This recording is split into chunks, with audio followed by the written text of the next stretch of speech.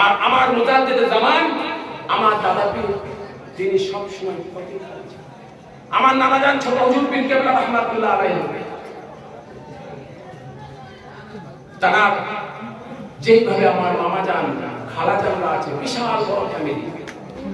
আমার নানা জানের এই ইতিহাস শুরু করলে বলবে আবার হুজুর তো হচ্ছে নিজেদের কিসসা কাহিনী গাইতে গাইতে গেল। আরে কার কিসসা কাহিনী?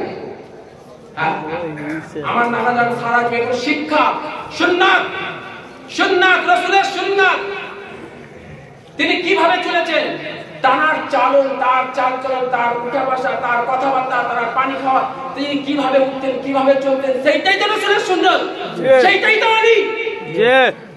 তার কথা বলবো তো কার কথা বলবো? হ্যাঁ, সারা জীবনটা আমার নানা জান 21টা ছেলে একটা তো নিতা নাতি পুতা সমস্ত সংসারকে তিনি চালিয়েছেন, তাদের শিক্ষা দিয়েছেন। কোথায় তিনি টাকা শিখেছেন? তিনি দেখিয়েছেন না এত সহজ নয়। ইতিহাস বিশাল বড়, উপরে তুপ করলে গায়ে পড়বে। আমি সংক্ষিপ্ত বলে আমি কাউকে লক্ষ্য করে কিন্তু বলছি না।